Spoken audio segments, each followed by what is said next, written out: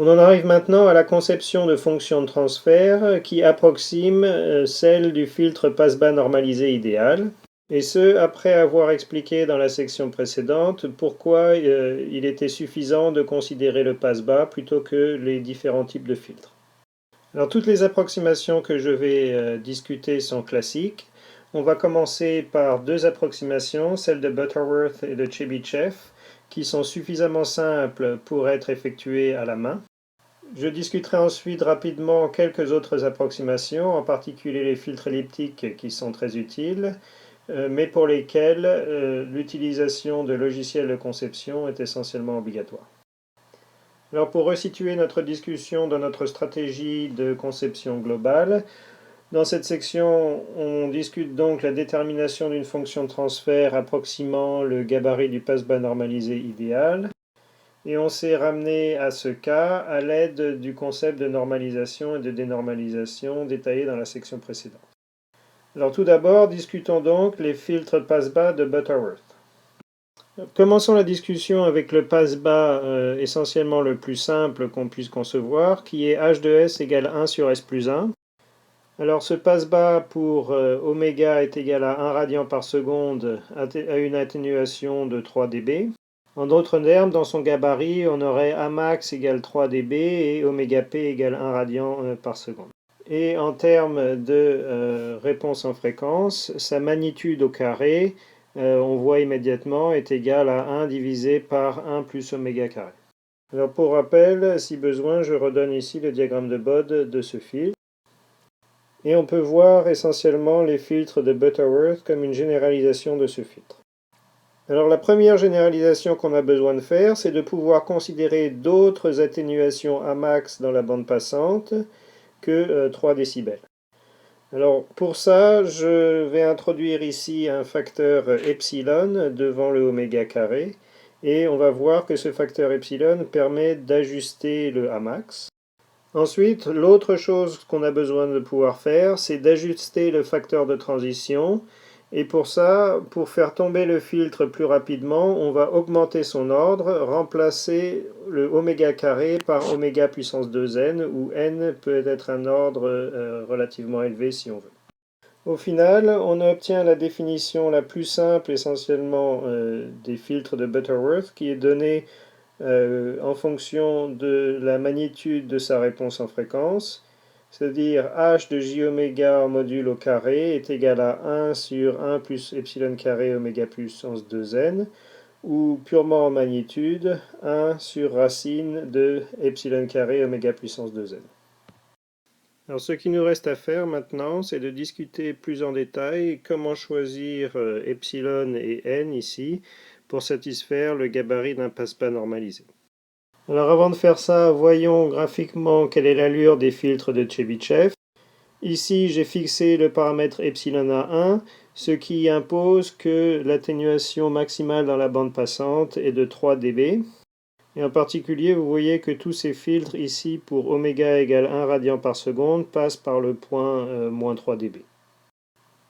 Alors la seule différence entre ces filtres est le choix de l'ordre, c'est-à-dire de n dans l'expression 1 divisé par epsilon carré oméga puissance 2n. Et on voit bien ici donc que plus l'ordre augmente entre 1 et 8, plus le filtre descend rapidement en dehors de la bande passante. Notez que la courbe bleue ici est simplement notre filtre initial 1 sur s plus 1. Alors maintenant, voyons tout d'abord comment choisir la valeur numérique de epsilon. Alors comme mentionné précédemment, epsilon sert à ajuster l'atténuation maximale dans la bande passante. En particulier, regardons ce qui se passe pour la magnitude de la réponse en fréquence à oméga égale 1 radian par seconde. Eh bien, ce qu'on veut, c'est que h de j oméga 1 en dB, donc l'expression que j'ai écrite ici, soit supérieure à moins Amax en dB. Maintenant, étant donné notre expression h de j oméga en module qui est 1 sur racine de 1 plus epsilon carré oméga puissance 2n, le oméga ici est remplacé par 1, et donc cette expression ici va nous donner moins 10 log en base 10 de 1 plus epsilon carré. Conclusion, on obtient l'inégalité moins Amax en décibels inférieure à moins 10 log 10 de 1 plus epsilon carré. Et après résolution immédiate de cette inégalité, ça nous donne epsilon doit être inférieur à cette expression racine de 10 puissance a max, encore une fois en décibels divisé par 10, moins 1. En d'autres termes, prendre epsilon petit va nous aider à garder le gain proche de 1 dans la bande passante. Alors ensuite, deux propriétés importantes de ces filtres de Butterworth. La première propriété ici dit que pour un filtre de Butterworth d'ordre n, les 2n-1 premières dérivées à oméga égale 0, donc initialement, sont nulles. Alors physiquement, sur le diagramme de Bonn, ça veut dire que le gain va être très plat initialement. Quelquefois, la réponse est dite optimalement plate. On peut montrer aussi, et vous l'avez observé sur les graphiques précédents, que la réponse est monotone, décroissante, en partant du gain 1, et en particulier à l'inverse de filtres qu'on verra ensuite, il n'y a pas d'oscillation de notre gain.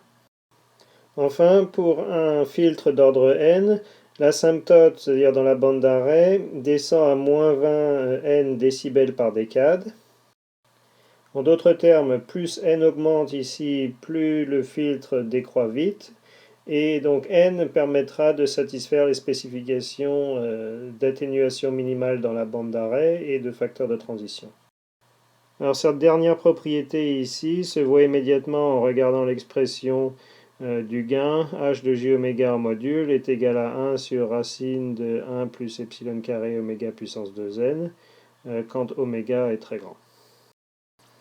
Donc on a vu dans la diapositive précédente comment choisir la valeur de epsilon. Il reste à choisir la valeur exacte de n. Et donc on va prendre l'ordre n minimum qui permet de satisfaire les spécifications a min et k qui nous restent. Alors fixons tout d'abord epsilon à la valeur racine de 10 puissance a max sur 10 moins 1.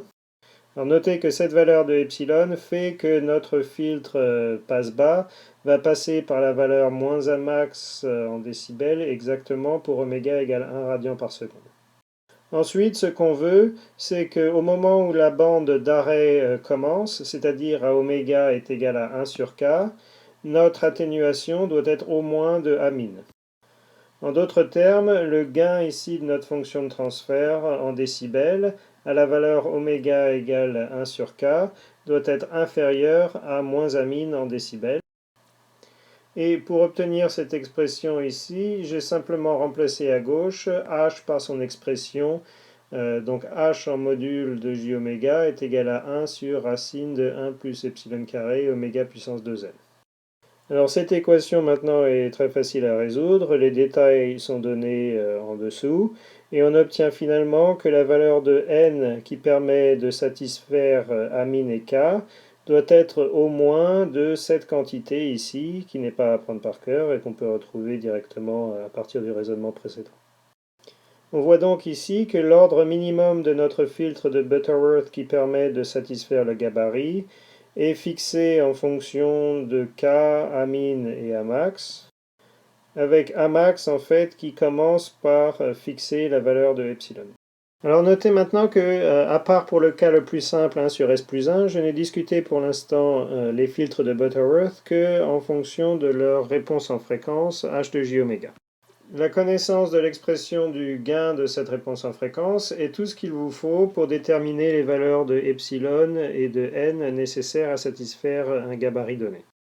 Par contre, pour implémenter effectivement notre filtre par un circuit, ce qu'on verra la prochaine fois, il va falloir qu'on connaisse la fonction de transfert.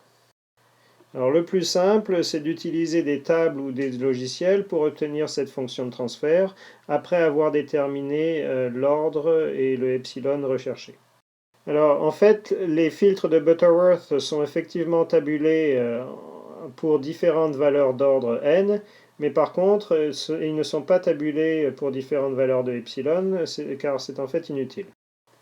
Donc ce que vous allez trouver dans les tables, en fait, ce sont les filtres de Butterworth pour différentes valeurs d'ordre n, mais pour oméga égale 1. Alors en termes de gain, j'ai donné l'expression ici, 1 sur racine de 1 plus oméga puissance 2n, et je vais dénoter ces fonctions de transfert par hn, donc ça correspond à epsilon égale 1. En pratique, par contre, on a besoin de epsilon différent de 1 parce que epsilon égale 1 donne automatiquement un Amax de 3 décibels.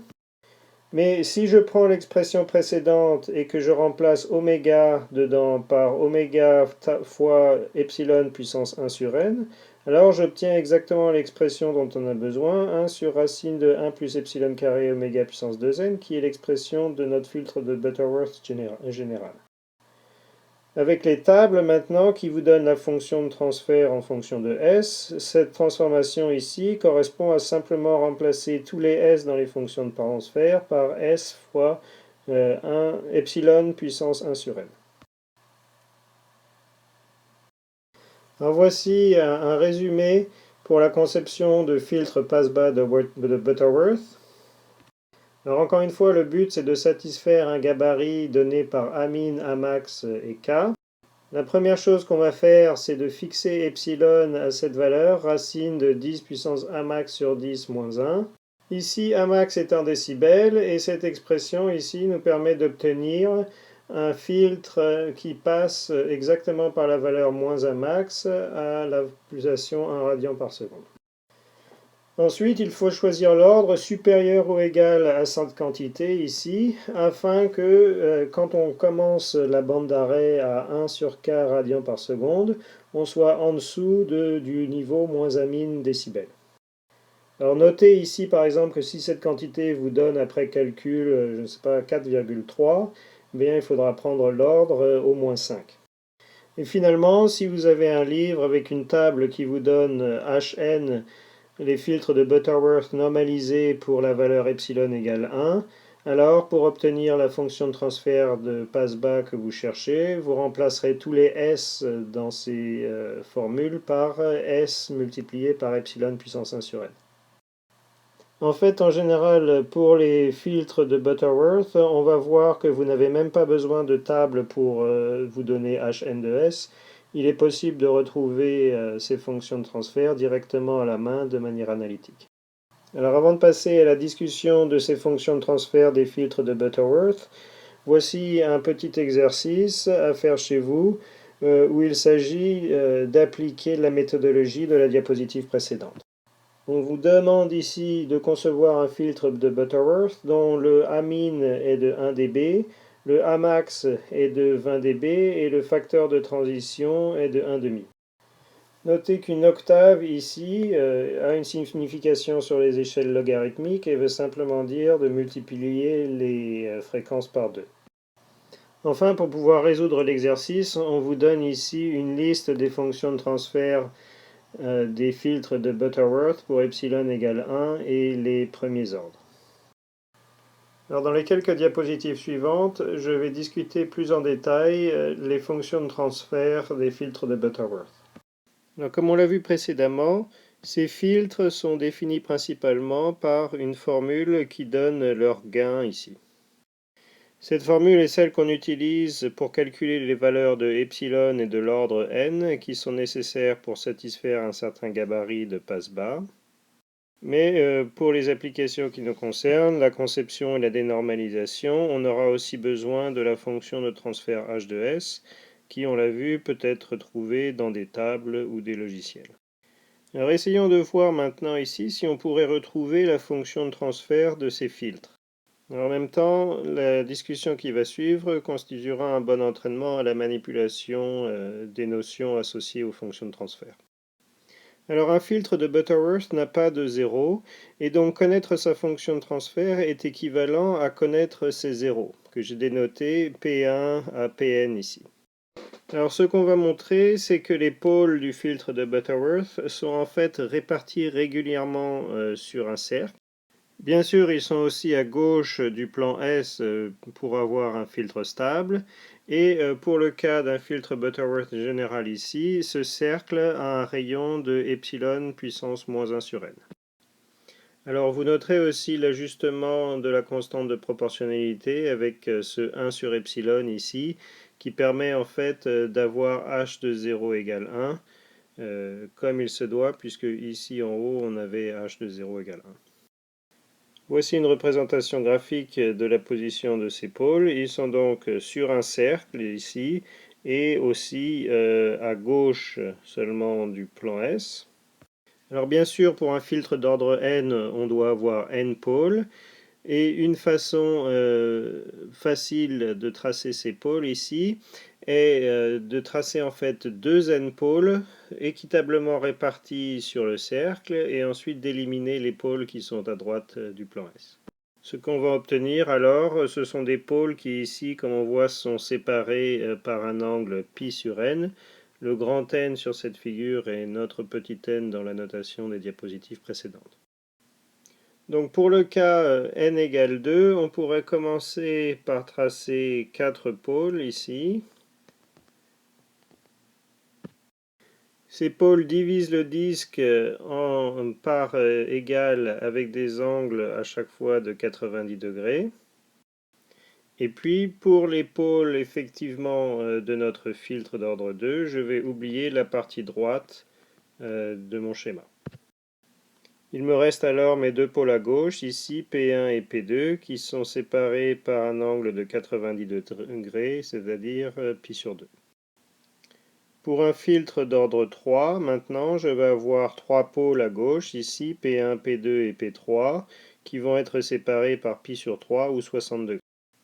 Notez aussi que pour les filtres d'ordre impair, comme ici n égale 3, vous aurez toujours un des pôles qui sera réel. Et bien sûr, pour les autres pôles, comme ici P1 et P3, ou bien pour le filtre d'ordre 2 P1 et P2, vous devrez toujours être capable de les arranger en paires de complexes conjugués, car en effet, les coefficients des filtres de Butterworth sont réels. Le dernier exemple ici est pour n égale 4. Vous noterez encore une fois la parité par rapport à l'axe des réels, et puis les pôles séparés par l'angle de 45 degrés ou π sur 4. Voyons donc comment on peut démontrer l'effet précédent, en particulier que les pôles sont sur un cercle, et en fait on va voir qu'on peut calculer exactement analytiquement les pôles. Il suffit sans perte de généralité de considérer le cas epsilon égale 1, et donc on va s'intéresser ici au filtre que j'ai dénoté précédemment Hn, et à leur forme factorisée 1 sur le produit des n-pôles. Alors notre point de départ ici, c'est la caractérisation initiale des filtres de Butterworth en termes de gain au carré est égal à 1 divisé par 1 plus oméga puissance 2n.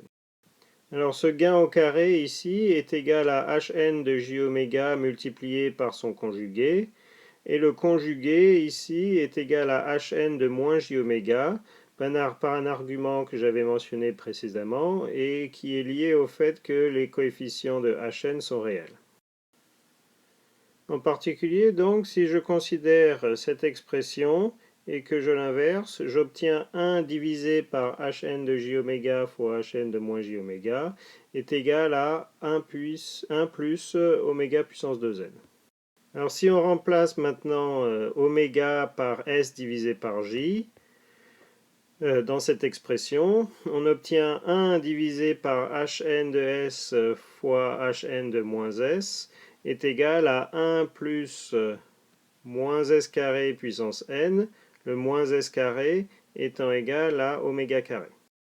De plus, cette première expression ici est égale au produit des facteurs s moins pi multiplié par le produit des facteurs moins s moins pi, qu'on peut réécrire encore comme le produit des facteurs pi carré moins s2.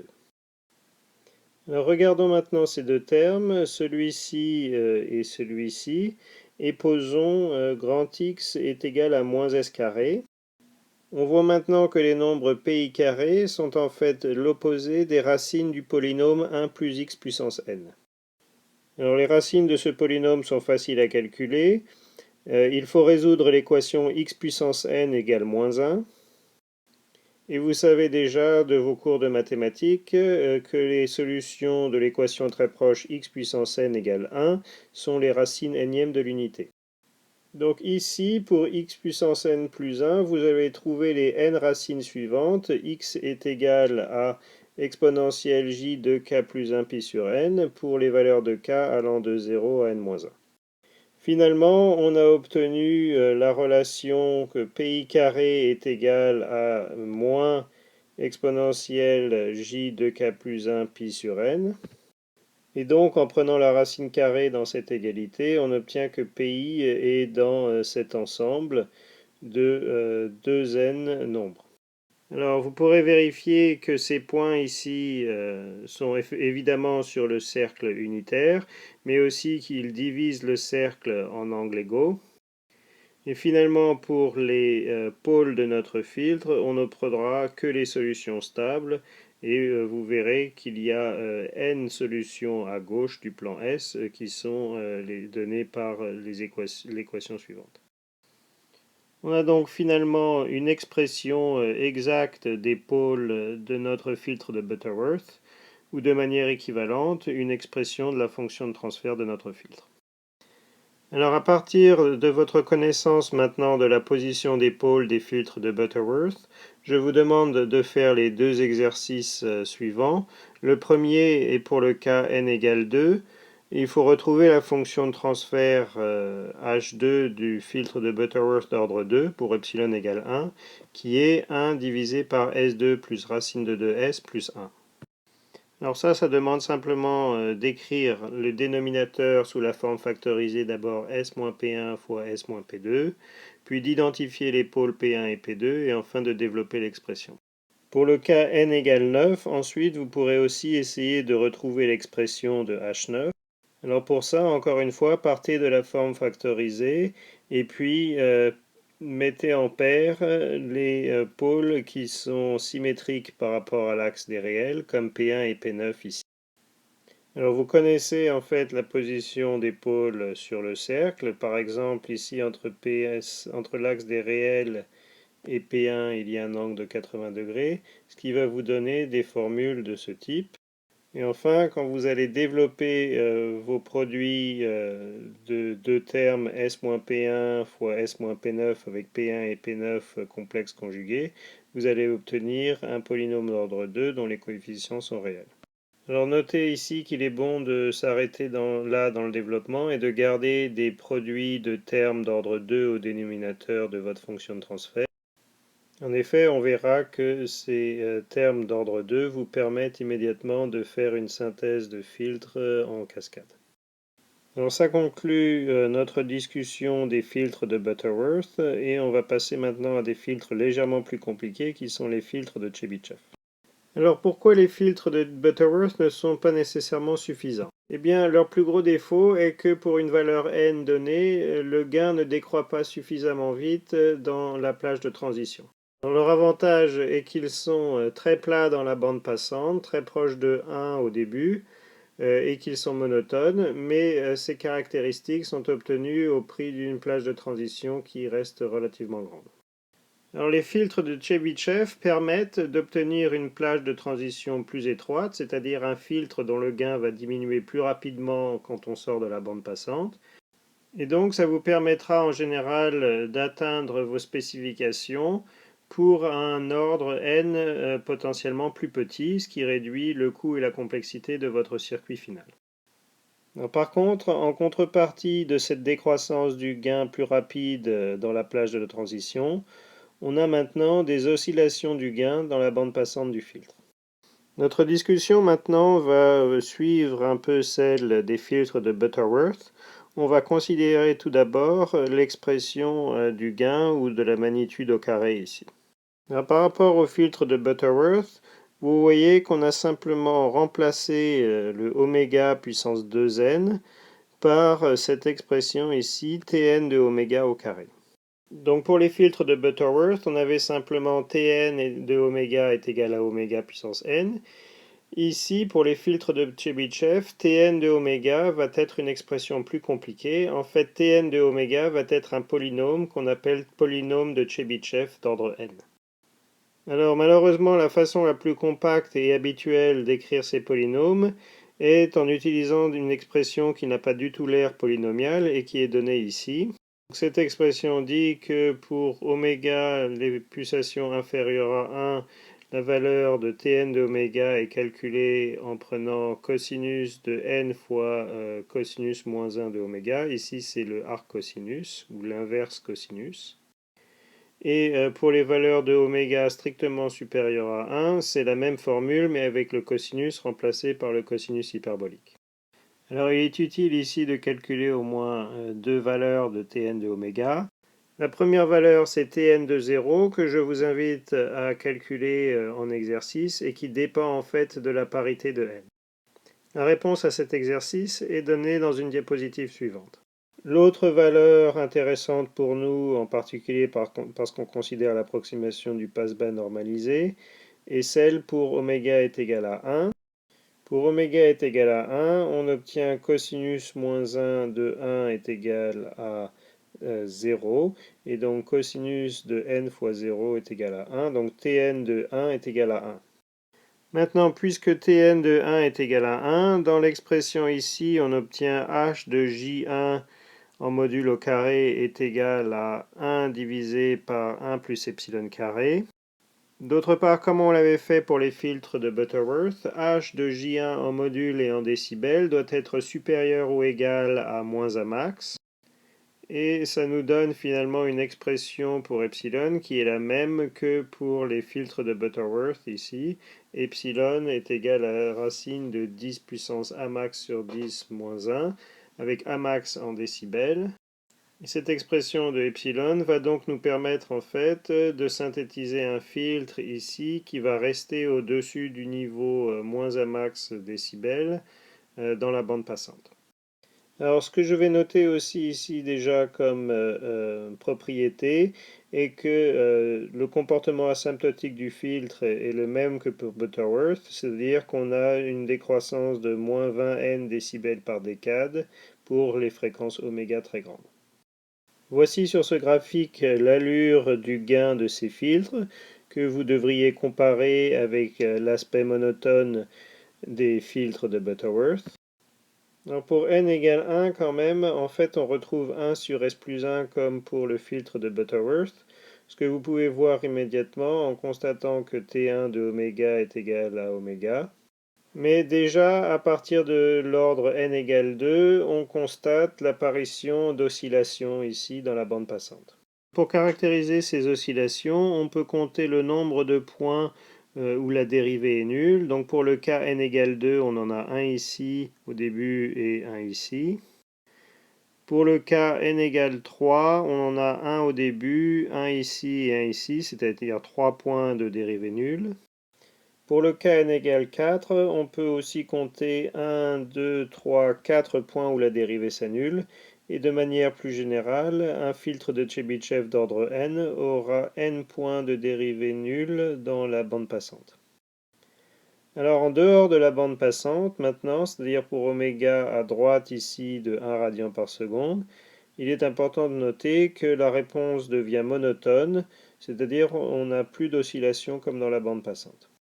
Une autre chose très importante à noter est que pour les valeurs paires de n, en particulier ici n égale 2 et n égale 4, le gain statique ici ne semble pas être 0 dB, et effectivement le gain pour oméga égale 0 est en fait égal à moins A max.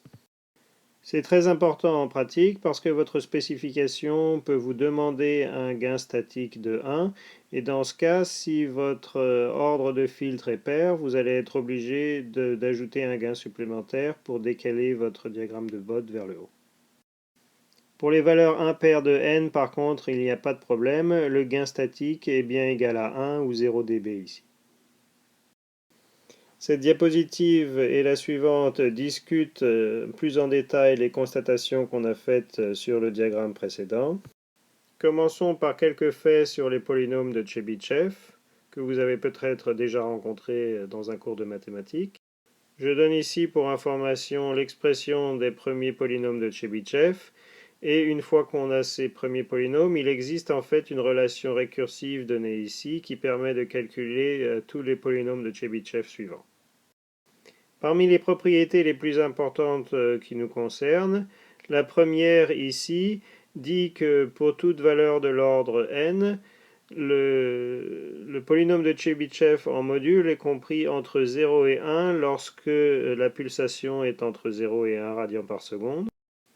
Par contre, le module du polynôme de Chebyshev devient strictement supérieur à 1 lorsque la pulsation est strictement supérieure à 1. De plus, encore pour oméga supérieur à 1, le polynôme Tn devient une fonction croissante monotone et c'est ce qui va donner la décroissance monotone de notre gain. Autre propriété, Tn est une fonction impaire si n est impair et paire si n est pair. En particulier, donc, on n'aura que Tn de 0 est égal à 0 et donc un gain statique de 1 lorsque n est impair. Enfin, on avait calculé la magnitude de Tn à oméga est égal à 1.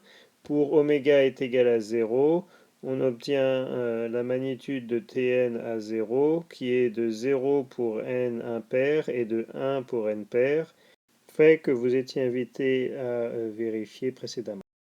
Les oscillations dans la bande passante sont une caractéristique importante des filtres de Chebyshev et quelquefois indésirables dans les applications. Ce qu'on peut dire sur ces oscillations, c'est qu'un filtre de Chebyshev, aussi appelé de type 1 pour les filtres de Chebyshev qu'on considère ici, donc ce filtre présente des oscillations dans la bande passante qui se situent entre moins un max décibels et 0 dB. C'est-à-dire que ces oscillations viennent toucher les niveaux moins un max dB et 0 dB. Et puis pour n pair par exemple, on a vu que les oscillations commencent en fait à moins un max. Pour un filtre d'ordre n, on l'a vu sur le graphique, on a n points de dérivée nulle, qui sont les pics des ondulations.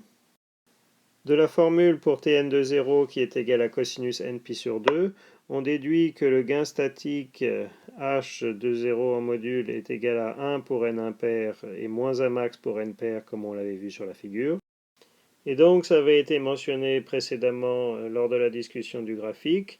Il faudra éventuellement ajuster le numérateur, c'est-à-dire fournir un gain supplémentaire à votre filtre si vous voulez un gain statique de 1 pour n pair.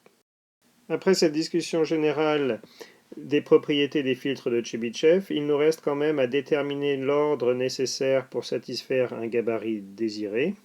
Alors, comme pour les filtres de Butterworth, augmenter n vous permettra de satisfaire les spécifications A min et K après avoir déjà fixé epsilon pour satisfaire la spécification de Amax. Donc tout d'abord, on a vu précédemment que epsilon est fixé à la valeur racine de 10 puissance Amax sur 10 moins 1, avec Amax en décibels. L'autre chose qu'il reste à satisfaire, c'est que le gain de notre filtre à la pulsation 1 sur K en décibels doit être en dessous le niveau moins 1 min. Donc ce gain en décibels s'écrit ici comme moins 10 log 10 de 1 plus epsilon carré Tn carré à la pulsation 1 sur K. Maintenant, il faut se rappeler que 1 sur K est supérieur à 1 pour utiliser la bonne formule qui caractérise Tn en termes de cosinus hyperbolique. Vous pouvez alors passer facilement de l'inégalité de la première ligne aux deux inégalités suivantes, la dernière donnant une condition sur l'ordre minimal que notre filtre doit avoir pour satisfaire le gabarit. Comme pour les filtres de Butterworth, en général, vous aurez besoin de connaître les fonctions de transfert de vos filtres, qui sont aussi données dans des tables ou des logiciels. Par contre, vous rappellerez que pour les filtres de Butterworth, les tables peuvent donner les filtres pour la valeur epsilon égale 1 qui nous permettent de récupérer toutes les valeurs de epsilon. Pour le filtre de Chebyshev, cette astuce ne marche pas et les tables donnent les coefficients des filtres pour diverses valeurs de Amax. Donc voici sur cette diapositive un exemple d'une telle table avec l'atténuation maximale dans la bande passante précisée ici. Les polynômes donnés dans cette table sont les dénominateurs des filtres de Chebyshev. De manière équivalente, en fait, on pourra vous donner aussi les pôles de ces filtres. Donc, voici un petit exercice à faire chez vous. Vous devez utiliser la table précédente pour donner l'expression de la fonction de transfert d'un filtre Chebyshev qui vous permette d'approximer un passeband normalisé. On veut ici une atténuation maximale Amax de 1 dB dans la bande passante, une atténuation Amin de 30 dB à l'octave supérieure, c'est-à-dire pour K égale 1,5. Encore une fois, comme pour les filtres de Butterworth, il est possible de calculer analytiquement la fonction de transfert des filtres de Chebyshev en calculant leurs pôles qui ont une expression connue. Toutefois, je ne vais pas faire ce calcul dans ce cours et je vais simplement donner ici l'expression des pôles des filtres de Chebyshev. Ici, n est l'ordre du filtre, k prend les valeurs de 1 à n. Ce que vous pouvez retenir par rapport au filtre de Butterworth, c'est que ces pôles sont disposés en fait sur une ellipse dans le plan S au lieu d'être sur un cercle. Cette ellipse a ses axes principaux le long de l'axe des imaginaires et des réels et est en fait plus étroite le long de l'axe des imaginaires. L'exercice sur cette diapositive est le même en termes de spécification que l'exercice précédent. La différence étant qu'au lieu de vous donner une table des fonctions de transfert, je vous donne une table avec la position des pôles et donc il y aura des termes à développer vous-même. Pour finir cette section, je voudrais discuter plus ou moins rapidement quelques autres approximations qui peuvent être très utiles en pratique.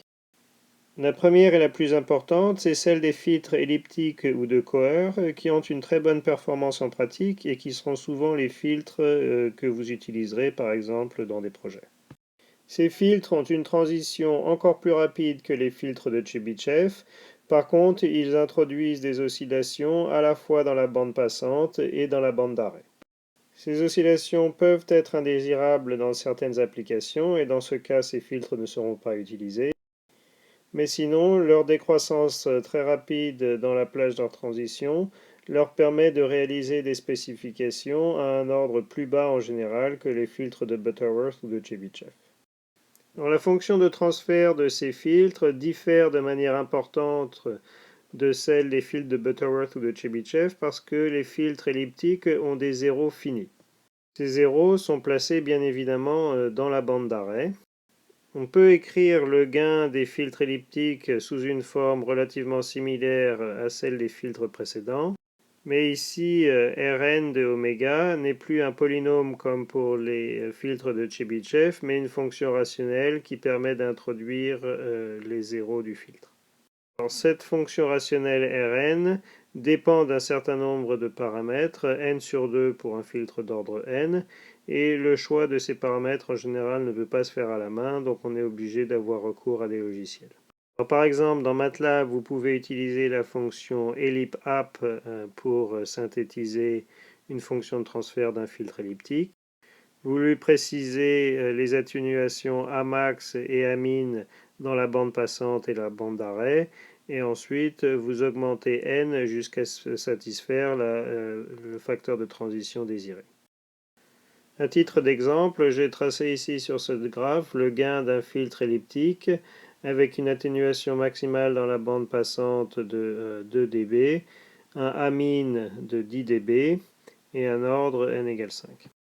Vous noterez effectivement les ondulations non seulement dans la bande passante, mais aussi dans la bande d'arrêt ici. Alors juste pour information, il existe beaucoup d'autres types de filtres qui sont utilisables pour approximer le passband normalisé idéal. Voici juste quelques noms. Les Chebyshev de type 2 qui ont des oscillations dans la bande d'arrêt mais sont monotones dans la bande passante. Les filtres gaussiens de Legendre, etc. Ces filtres sont implémentés en général dans divers logiciels. Et en plus de ces filtres classiques, on peut mentionner aussi qu'il y a beaucoup de techniques qui permettent de synthétiser des filtres qui n'ont pas nécessairement cette forme classique. Ces techniques modernes sont probablement plus utiles pour le filtrage numérique qui permet d'implémenter des filtres très complexes. Et le problème devient aussi plus compliqué si on veut aussi tenir compte d'une spécification sur le déphasage désiré en plus de notre spécification sur la magnitude. Alors cette spécification de déphasage, il se trouve qu'en pratique c'est important. Alors si on prend les filtres elliptiques par exemple, on a vu qu'ils peuvent en pratique très bien approximer l'amplitude du passband normalisé idéal. mais on n'a pas regardé encore l'impact de la phase de nos filtres. Ce déphasage fait l'objet de la prochaine section et on va voir qu'il est à l'origine en fait d'une distorsion supplémentaire sur les signaux qui passent dans notre filtre.